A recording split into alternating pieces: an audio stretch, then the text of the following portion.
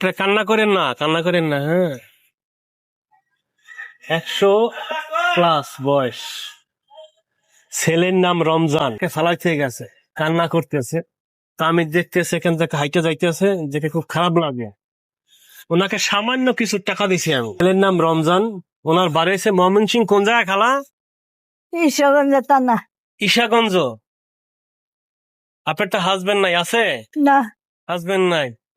ওনার চোখটা দেখছেন, উনি কান্না করতে আছে। রমজান ভাই, আপনি যেখানে থাকেন না কেন, যে প্রান্তে থাকেন না কেন, আপনার মায়ের পাশে এসে দাঁড়ান, কিছু বলার নাই।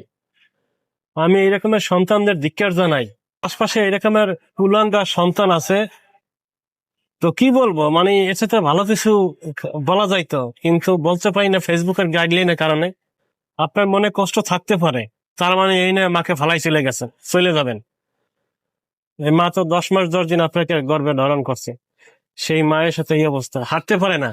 একটা লাড়ি আছে, ওইটা ভর দিয়ে হাঁটে। বুঝাইছে হ্যাঁ, কত মানুষে কত বুঝাইছে মানুষ অনেক বুঝাইছে কিন্তু আর শুনে নাই। তারপর আমার ফালাই দিয়ে গেছে ছেলে। গেছে গা আইয়ে আইয়ে মাঝে মাঝে আইয়ে আছে সেরি বাচ্চা আমাদের আসে না, মাঝে মাঝে আইয়ে মাল লাগাই দেয়া করে না। এই রে সন্তান, তাই আসার চাইতে না আসাইতে বলো চাচি, নাকি? আমার তা সেরে নাচে তা সেরে নেবার যায় ভাই, আপনি তাহলে এক কাজ করেন, আমার আসার দরকার নাই, যেহেতু মাল লাগে দেখা করেন না, আপনার আসার দরকার নেই। আপনি থাকেন, এই লাঠি একদিন আপনারও নিতে হবে। অপেক্ষা করেন অল্প কিছু দিন। আপনার মায়ের যেহেতু 100+ বয়স, আপনার ছেলের বয়স কত? ও কি বড়? ছেলে কি বড়? ও, তাহলে তো আমেরও মাসাল্লাহ তাহলে বয়স হয়ে গেছে।